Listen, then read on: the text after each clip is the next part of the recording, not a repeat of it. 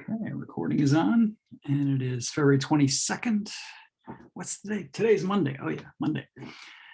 And we started talking about polytopes because we wanted to get back to the upper bound conjecture, and so we started talking about if you have a d-dimensional polytope with n vertices, how big can the number of faces in each dimension be? That was the question that people asked, and Motzkin made a conjecture.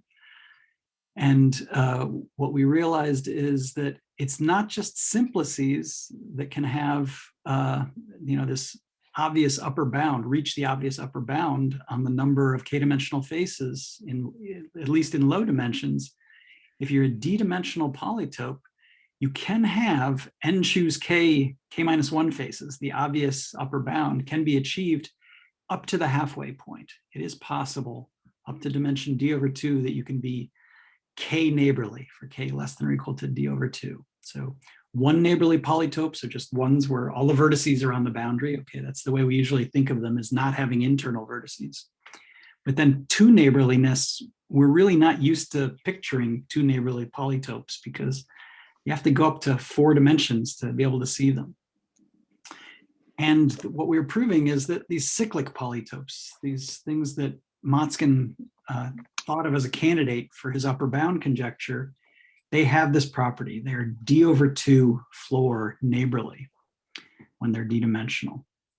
And so I'll just remind you this, cyclic polytopes, they're these particular way of choosing the vertices so that they lie on the curve t squared, t cubed up to t to the d, the d-dimensional moment curve, it's sometimes called. And we can picture them, for d equals 2, they're polygons. For d equals 3, they're not polygons, but there's some 3-dimensional interesting thing that looks like these two clamshells, the two scallop shells on here's the upper part of the shell, and then there's the lower part as these triangular faces.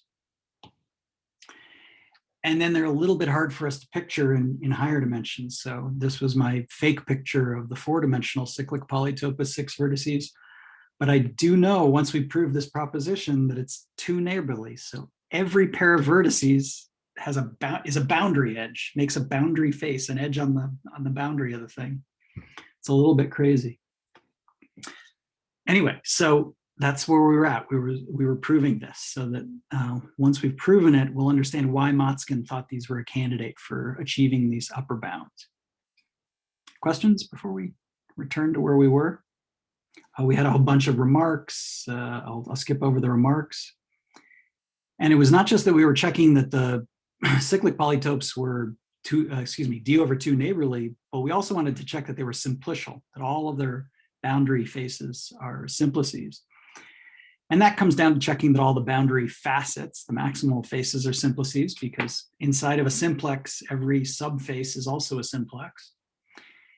And so if it were not simplicial, we just got a contradiction using some Vandermonde determinants. So the idea again was that if it was not simplicial, CND, that would mean that one of its facets, okay, so its facet is going to be a d minus 1-dimensional face, would not be a simplex, meaning it wouldn't have the minimum number of vertices for a d minus 1-dimensional polytope, which is d. It would have too many. It would have d plus 1.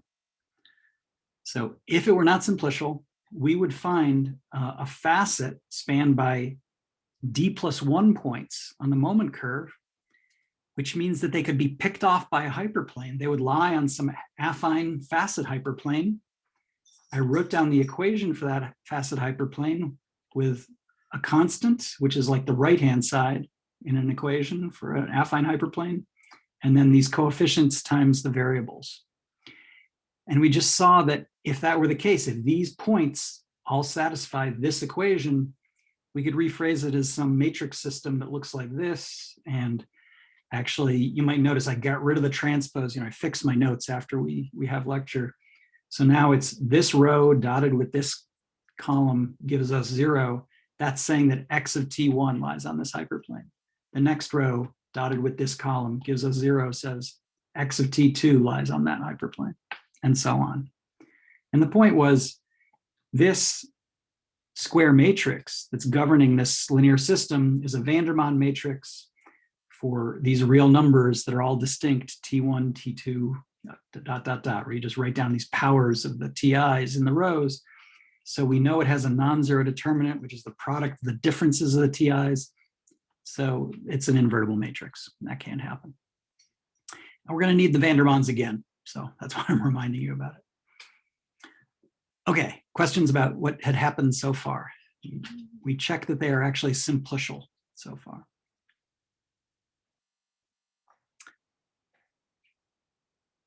And now, if we want to check that they're d over 2 neighborly, what do I have to do? Let me remind you, what should this mean?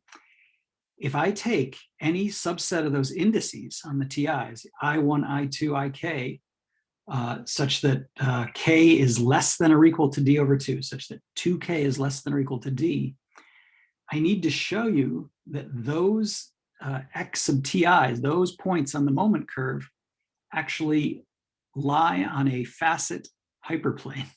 So what does that mean? It's the hyperplane for some half space that has the polytope all on one side. Okay, so what does that mean?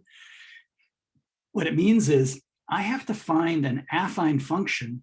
Actually, here it'll suffice to do even a linear function. No, affine function. Sorry, let me say affine function. An affine function from RD to R, such that for those T's, the ones that are TI1, TI2 up to TIK, I want them to have the value on this affine function be 0. And for all of the other x sub TIs, I want this affine function to either be all positive or all negative, one or the other. Doesn't matter. If I can, I'll try to do it for all positive in my pictures, but it doesn't matter if I had done it all negative. Right? That the point there would be saying that then on my, I've got these points on this moment curve, and these ones that I'm trying to say are the ones indexed by I1, whoops. Why isn't that right? I1, I2, I3, whatever they are, that I'm able to actually find a hyperplane that's going through those, and everybody else is all on one side of it. So that's the point, is that f of x equal to 0 would be this orange hyperplane that contains the I1, I2 up to IK, excuse me, x of I1, x of I2, sorry, x of t of I1, x of t of I2, they're doubly subscripted. It has all of the other x of TIs on the other side of it, on one side of it. Okay, does everybody understand why I'm trying to come up with an affine function that has these properties to show that these form a boundary face, the vertices of a boundary face? So you only need to check the vertices for the things that aren't in the facet because we're looking at polytopes? Well, yeah, so remember that the way that CND is defined is the convex hull of these things, these x of TIs. Okay. And so if I can find this thing that has the hyperplane goes through these x of TIs, on all the other x of TIs, it's positive. That means it will actually cut them off as a face. They will be exactly the vertices on one face of the convex hull. Yeah. Okay. Okay. So let's do this. Actually, let me remind you what I'm trying to do. All right. We claim, we don't claim it in purple though. We claim, this is going to be a claim that needs to be justified. This f of x does it. I'm going to write down something that has the appropriate property. It's going to be a determinant. It's going to be a determinant of a d plus 1 by d plus 1 square matrix. In the first column, I'm going to put a 1, and then I'm going to put the coordinates on RD in the first column. Everywhere else, I'm going to be sticking actual real numbers. But this determinant is going to end up being a linear function, affine linear function of these x1 through xd. All right, so what happens? In the next column, I put x of ti1 as a column vector. So I just fill in that column with a 1 at the top and x of ti1. Next column, I put x of ti1 plus epsilon. I just move one little tiny bit epsilon to the right of ti1. Make sure I don't go past any other ti's. That's how small epsilon has to be. So that ti1 plus 1 plus epsilon doesn't go past any of the rest of the ti's. That's my next column. And then I'm going to do a bunch of pairs. Sorry, 2 columns at a time like this. I'm going to go dot, dot, dot. I'm going to do the same thing up with x of tik and x of tik plus epsilon form a pair.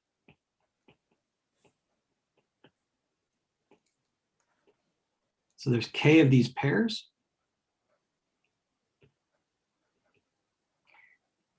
And so far I have a matrix that has 1 column here, 2k columns there.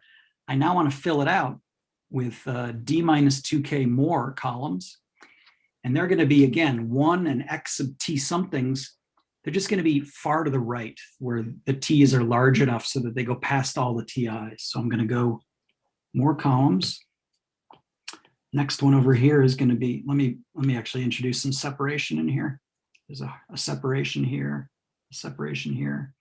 And these last d minus 2k columns are x of, take the biggest t and just add 1 to it, tn plus 1. And do that up through, what did I say? I needed d minus 2k more of these, tn plus d minus 2k. Sorry, it's getting kind of tiny. Oh, it's getting kind of tiny because I haven't done this. And so this was ending the matrix. And this was d minus 2k more columns.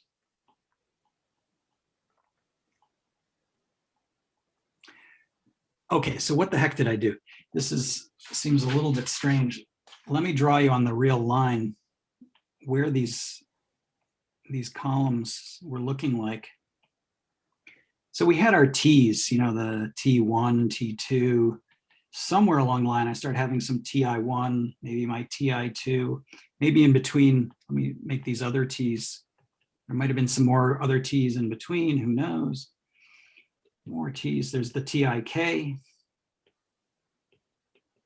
from f. So these were the ones that I was trying to get the affine functional that has their x of these t's on the plane and the rest all to one side of it. And then at some point we hit the end of the TNs, and then we just did a bunch of these things that were TN plus 1 up through TN plus 2K. Okay. And so the ones that got put into this matrix were these together with these. Oh, and I did little things just to the right of them.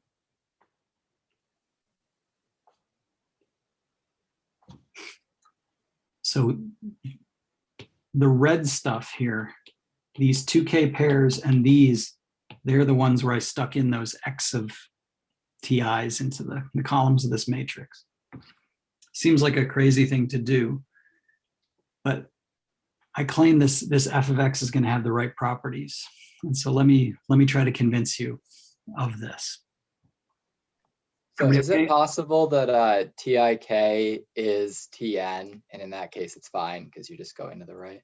Right. In that case, that's okay. This thing could have been this. You just make sure that that epsilon is less than 1 also. I just want to make sure that those things are distinct things off to the right. Yeah. Thanks, Alex. And down on the number line where you wrote Tn plus 2k, should that be Tn plus d minus 2k? It should be d minus 2k. Yeah, thank you, Colin. Hold on, let me remove the number line and change that to a d minus 2k. Thanks. Oop, in the wrong color.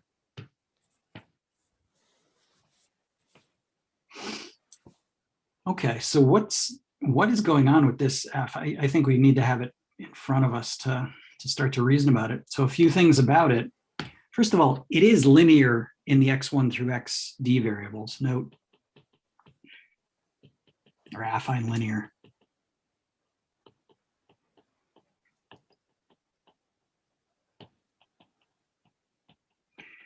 Right, it is one of these functions that's of the form a constant plus c1 times x1 plus c2 times x2. Those constants you can get by minors. You know, you take, like when you want to get the constant in front of x2, you strike out this row and this column and look at the subdeterminant, and that's going to give you the constant. Everybody besides these variables right here is an actual real number that we've plugged in this matrix, okay? So everybody believe it's affine linear? Note that when I plug in f of x of t, all right, so that was the first thing. This thing's a polynomial in t.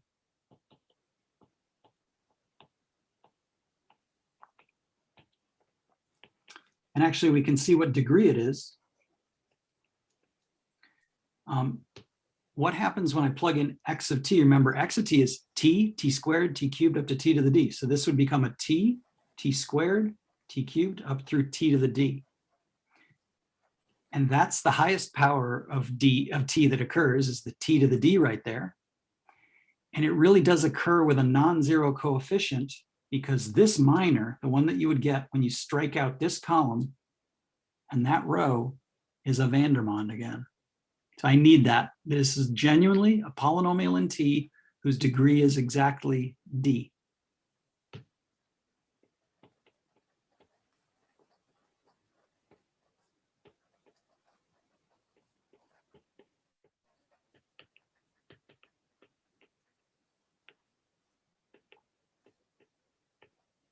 Because the t to the d coefficient is a non-vanishing Vandermonde determinant.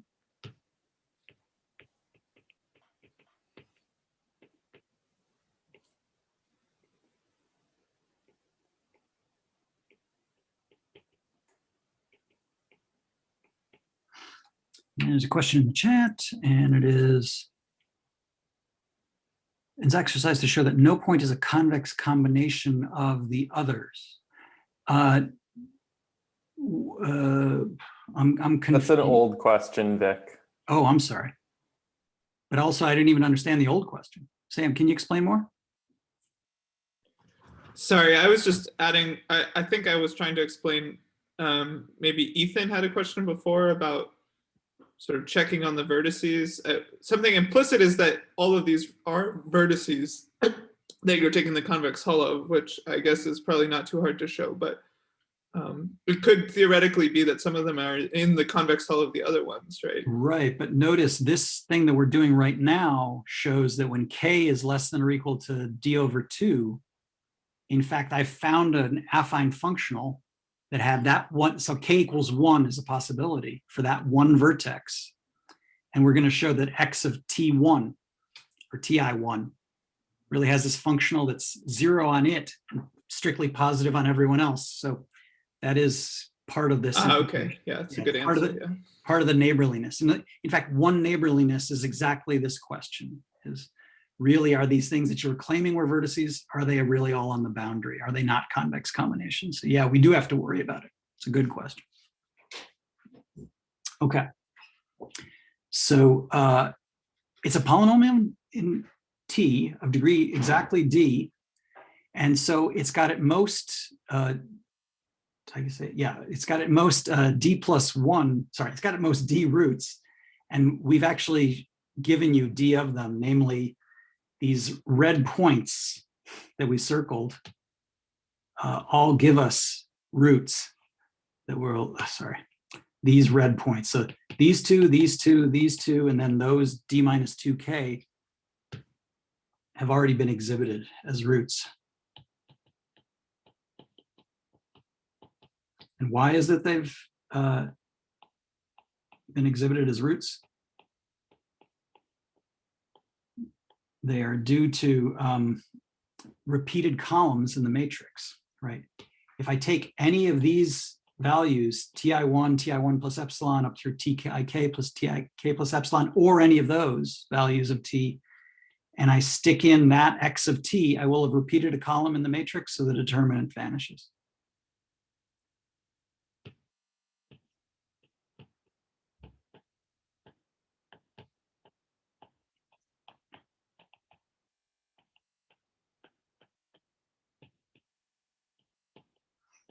So the t is ti1 plus epsilon. Oop, I better be careful. Where am I putting my plus epsilon? tik plus epsilon, and then these others, the tn plus 1, tn plus 2, tn plus d minus 2k. Okay, so now we take this picture. Let me steal this. Sorry, Vic. Yeah. So have we used, I'm guessing we have used that epsilon has been chosen carefully small here, right? So that there weren't any collision. These are all distinct. Right. So far we've seen, I need these really to be distinct roots, and that's the point. And I need these things, to be situated a certain way in a second. But they're distinct roots because I said epsilon is, say, less than all of the differences between ti minus tj's. And it's also less than 1, so that these things don't coincide with any of the previous. Yeah. Oh, yeah. Okay. But now I want to draw you a picture of the graph of f of x of t. So let's put in a y-axis, y equals f of x of t. And what must be going on here is, well, I'm going to imagine either f of x of t, when I go for t equals infinity and negative infinity, either it's, say, off to the left, say it's positive. I could negate it if I want to, but if it's positive off to the left, that means that the first time it goes through 0 is right, here. Sorry, I should have drawn these zeros back on the line, Okay, so it goes through 0 and then comes back out. Oh, excuse me. And then comes back out, and then it goes through 0 and comes back out, right? The only places it's allowed to cross the axis, it's a polynomial of degree d with exactly d distinct roots. So we know what happens. It goes up and down through those roots. And, I'm doing it as if it, k was 3 here, but the point is, if there were more ti3, ti4, it would go down and up, go down and up. And then through here, it does that.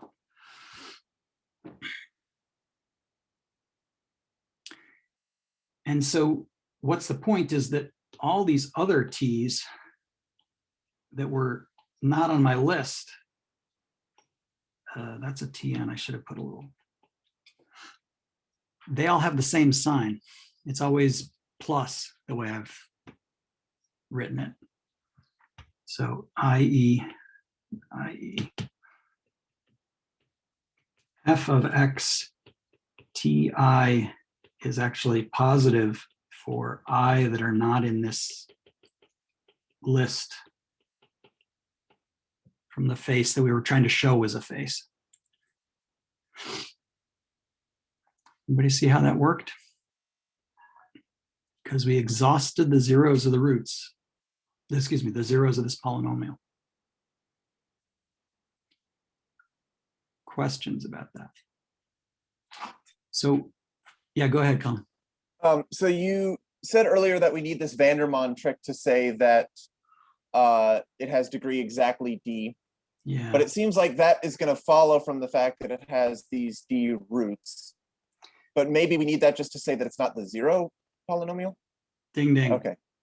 And you notice, I thought about this a little bit. In fact, if I try to show that it's not the 0 polynomial by picking any of these other ones, it's not quite a Vandermonde determinant. Mm-hmm. It's only when you do it with this one that it's actually an honest Vandermonde in the upper right. So at the same time, you prove it's non-zero and it has degree exactly d. Yeah, good. But Vic, can't you show that this is a has non-zero outputs by observing that the whole matrix is a Vandermonde? Well, I mean, the whole matrix, sorry, when you stick in t squared t to the d, Yeah, but t was a variable, right? A Vandermonde matrix, I think of as having numbers in it, not variables. So but I'm just saying plug in a value of t that isn't one of the current values. I see what you're saying. Yes, that also works. I like that. Yeah, that's a good way to do it, Zach. Yep, good. Yeah, other questions?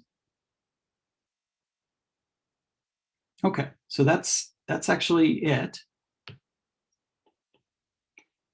You know, and hence, hence Motzkin made his conjecture based on these. UBC. That Fk of P is less than or equal to Fk of CND for all D polytopes with n vertices.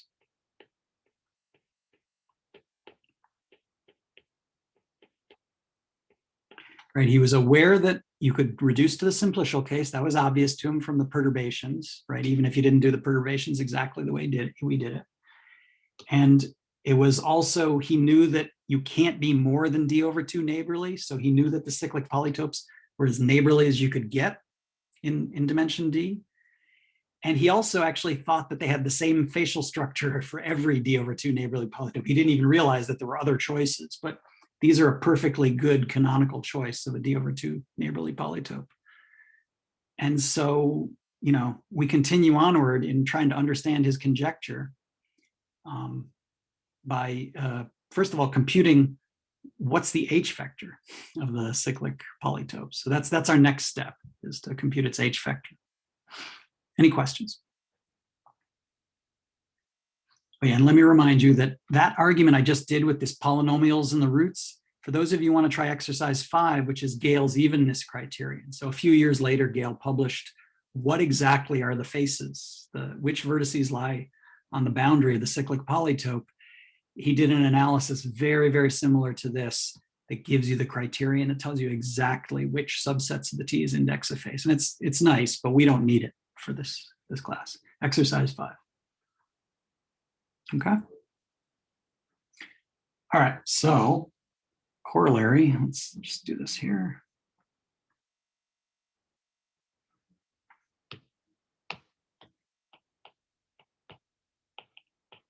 Again, this is McMullen's observation, is that H vectors are easier to deal with. Any cyclic polytope, CND, or any, for that matter, simplicial neighborly polytope, any, excuse me, D over 2 neighborly polytope. And I guess I should say simplicial, or else I'm not even going to be talking about H vectors. Simplicial polytope has, yeah, okay, we just figured that out. It's neighborly, right? So Fk is going to be n choose k for k less than or equal to d. So yeah, let me just write it as 0 less than or equal to k less than or equal to d over 2. So the face numbers are as big as they could get up to that point. But the point is, what does that mean in terms of its hk? It's going to be something we saw, n minus d plus k minus 1 choose k. Number of monomials of degree k and n minus d variables. But only up to the halfway point.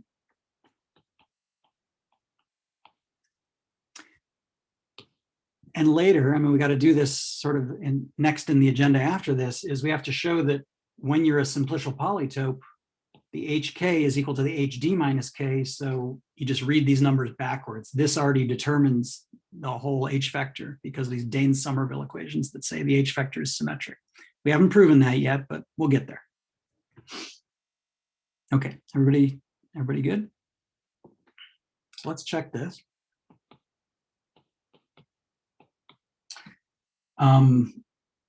Yeah, so this, I mean, this is the definition of neighborliness. By definition of neighborly, k over 2 of d over 2 neighborly, which we just checked.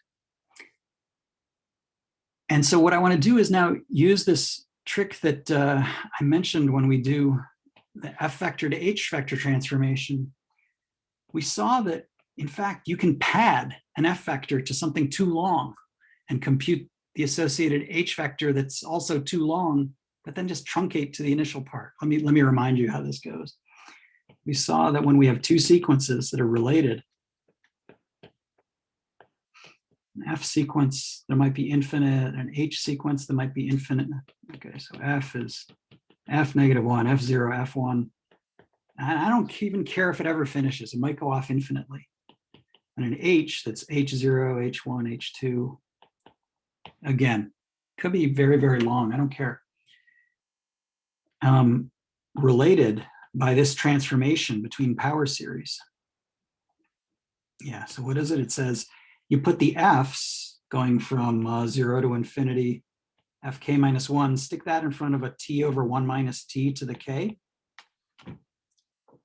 And instead do a change of variable, write it as k goes from 0 to infinity, hk times t to the k, but everybody's all over 1 minus t to the d.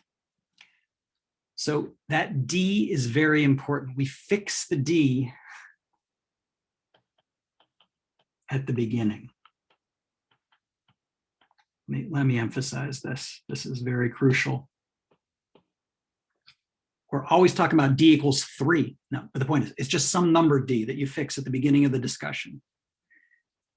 But then once you have these two sequences that relate these two bases for power series, there's the t over 1 minus t to the k basis, and then there's the t to the k times 1 divided by 1 minus t to the d basis.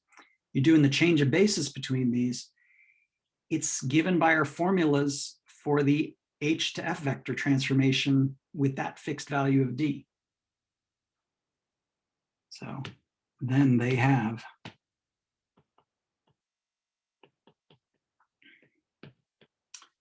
the unitriangular relation that we wrote down, you know, with some binomial coefficients. I'm not going to write it down again with those binomial coefficients.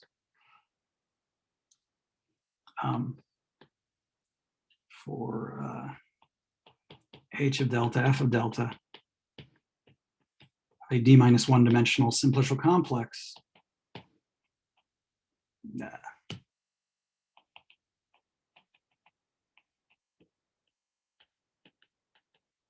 If you just go, you know, for J going from, oh, I guess I should have said, yeah, let me be. It's that same set of binomial coefficients. You know, we wrote down some binomial coefficients that relate the initial segments of F and of H. Maybe I should say it like this. So I'll say H0, H1 up to Hj versus F -1, F0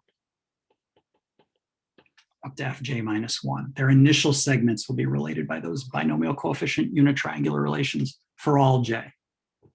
Okay, everybody remember we did this? And so now what I'm going to do is, even though the cyclic polytope, it's only got this thing valid for up through d over 2, I'm just going to look at the binomial coefficients as an infinite sequence and see what their corresponding h's are when I fix the d. I'm going to do that calculation, see what h corresponds to the f, which is just n choose 0, n choose 1, blah, blah, blah. Take fk equal to n choose k, for k goes 0, 1 up to n, which is really too far. So this is fk of the cyclic polytope only for k less than or equal to d over 2. And then I write down that thing on the that you see here on the left.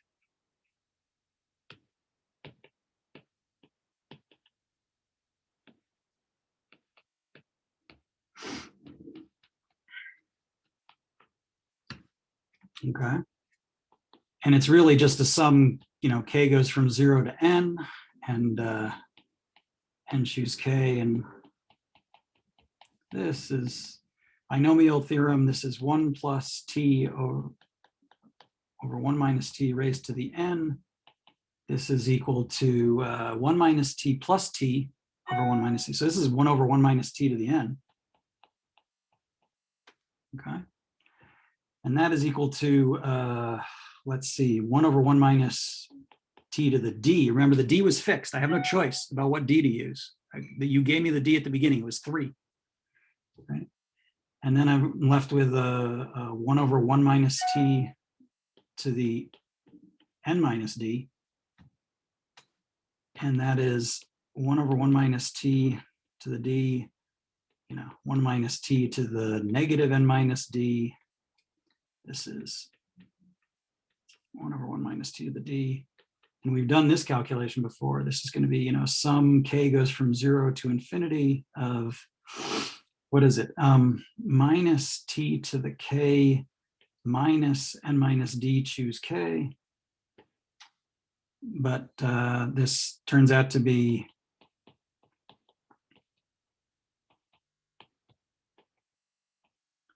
that thing that we thought. The t to the k is in front of n minus d plus k minus 1 choose k. Right, so this is this calculation that we did several ways. When you want to get the, this is the Hilbert series for a polynomial ring in n minus d variables. And this is just the number of monomials of degree k in n minus d variables. Right, we did that several ways. Perhaps this was using negative binomial theorem, but no, we've beat it to death by now. Okay, so what's the conclusion? These numbers that I stuck in front of the t over 1 minus t to the k, they really went too far, but at least up through d over 2, they agree with the f vector of the cyclic polytope. That means that these things agree with the h vector of the cyclic polytope up through d over 2.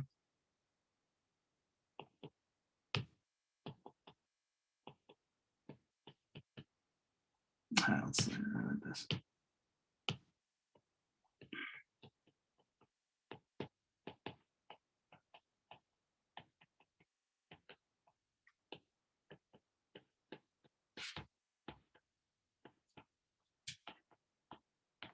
And that's all we were trying to get to, is the calculation of what the h vector was for the cyclic polytope.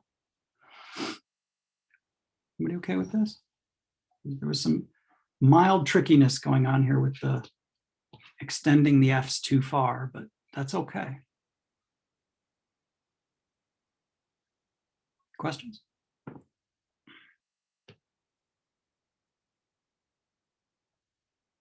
All right. So where are we at?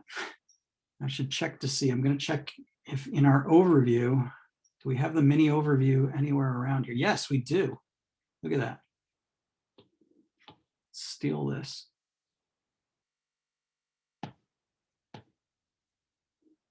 Get back to where we were. Sorry if you're getting dizzy. Woo! Okay.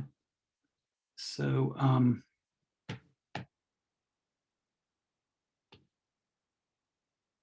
where are we?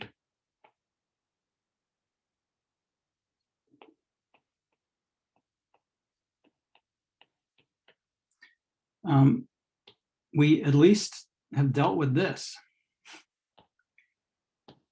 That seems like it took a while, but we dealt with introducing what the heck's a polytope, a face, all these other things. I'm sorry, it's just like there's a lot of definitions to get in. We had to do a little mini course in polytope theory.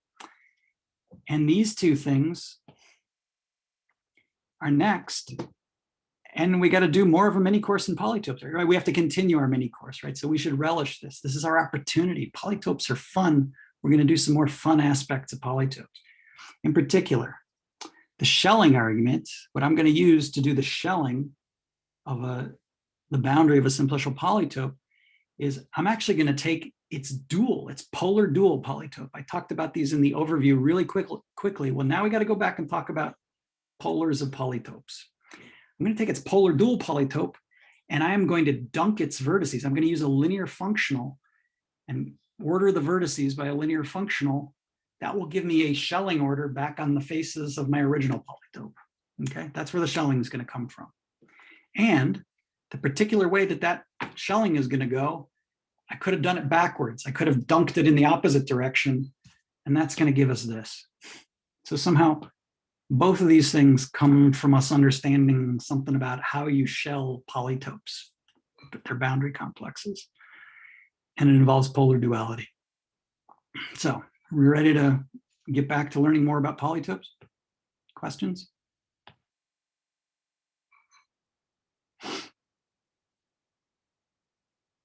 Okay.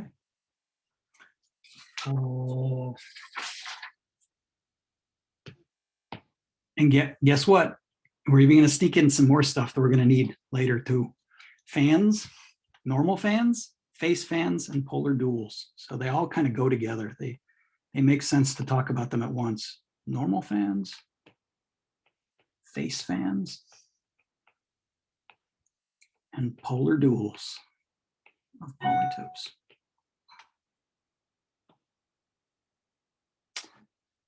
Okay, so right, just for motivation, so we have it in the notes. To shell a simplicial polytope's boundary, I am going to start looking at functionals on its polar duals vertices.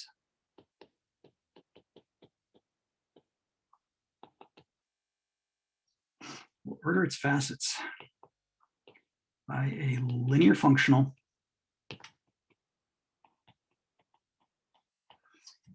on the vertices of its polar dual.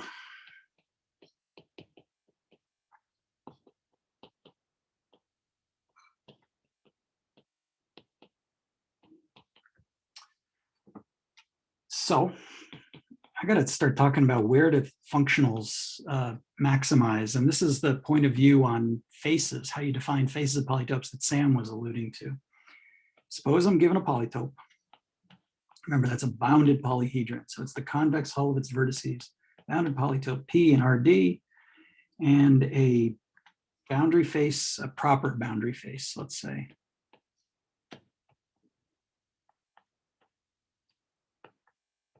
So when I say boundary face, I mean proper face, G.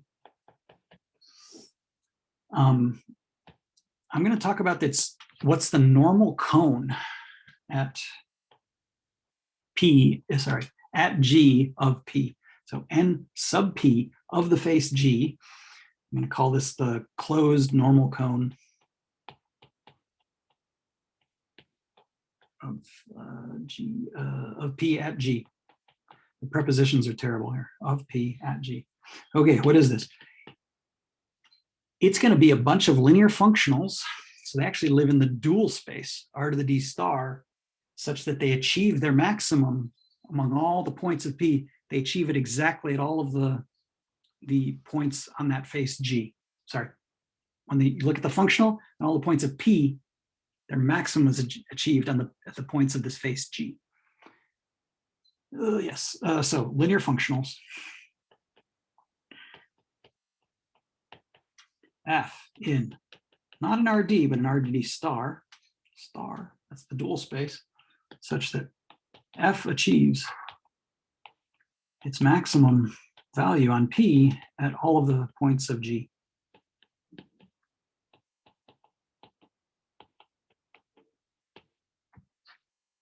Okay.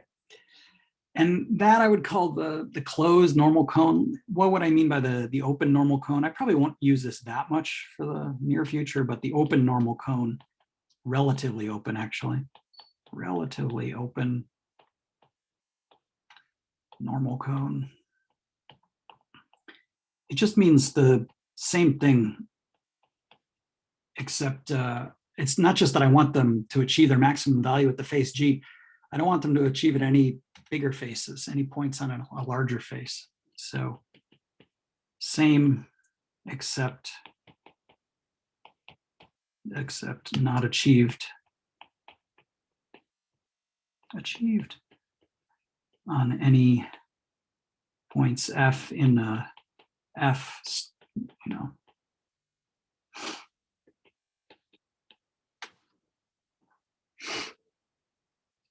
Or maybe I should just say points P and little p that are in P but not G. I don't know. I guess I could say that. All right, so here's an example. Let me do some of these normal cones, otherwise it seems ridiculous.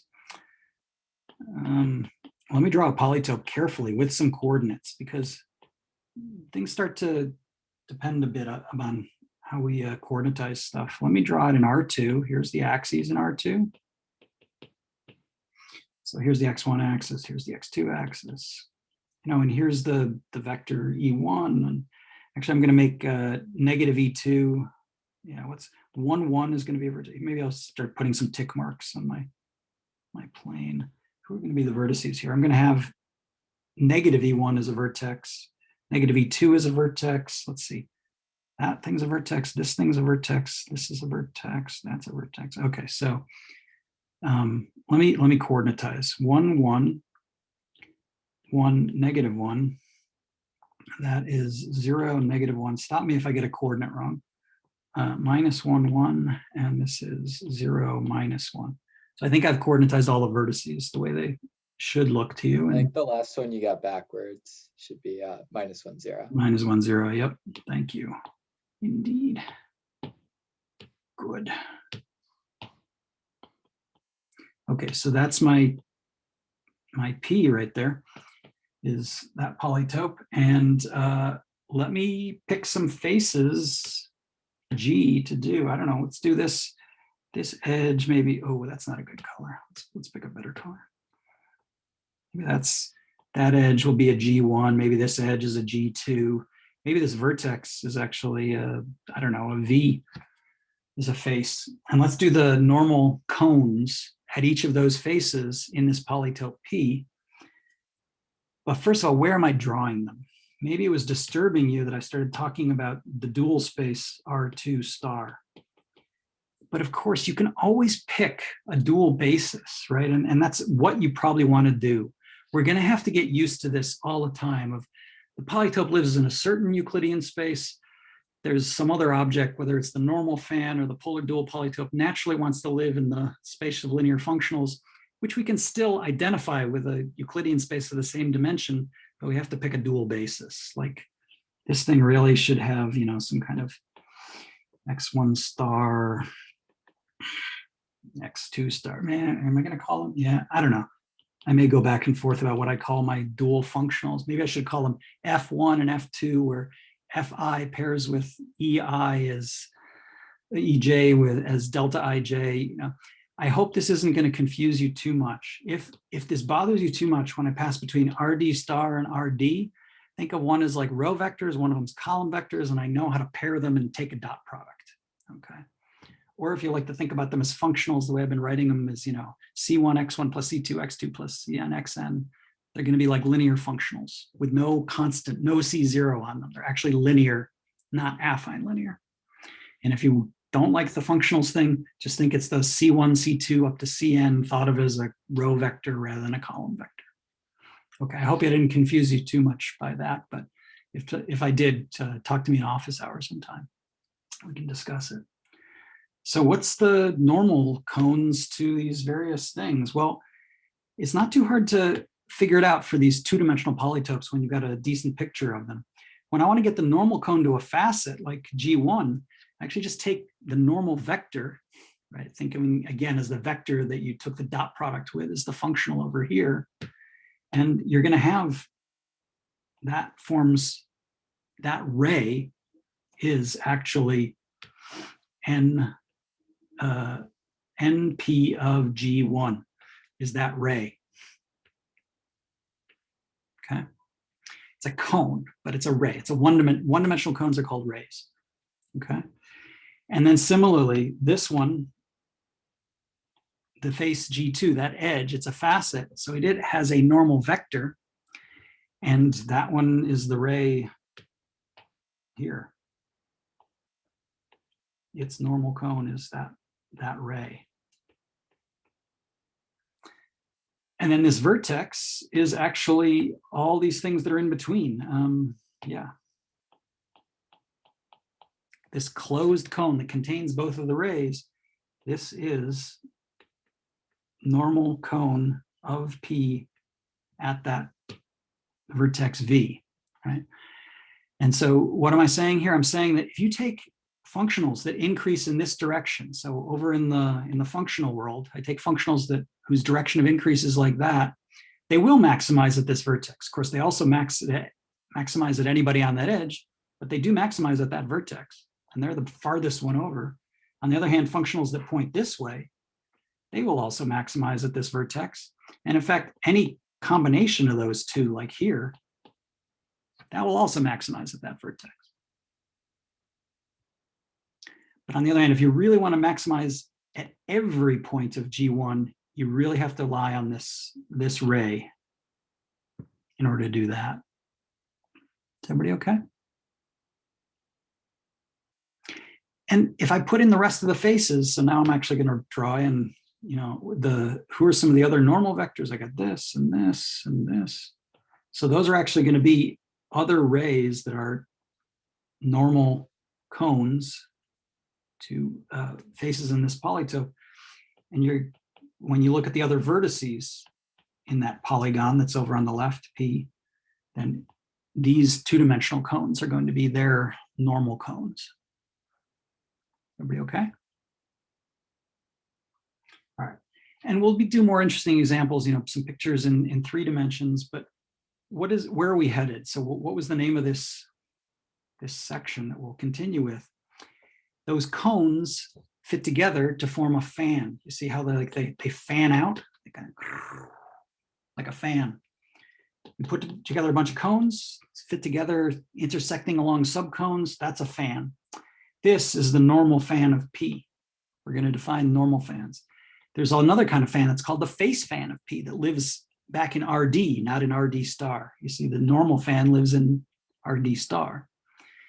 And then there's going to be another polytope that's the polar dual. And basically the point is this: the face fan of the polar dual is the normal fan of P. There's some kind of switching from a polytope to its polar dual. You do it twice and you're back to the polytope. P dual dual is P. It swaps the roles of normal fans and face fans, and we're going to need them both. We will be needing face fans and we will be needing normal fans later, so we may as well learn about them now before we do any shelling. And that is the plan. Questions before we turn off recording? Any questions do we need on the recording?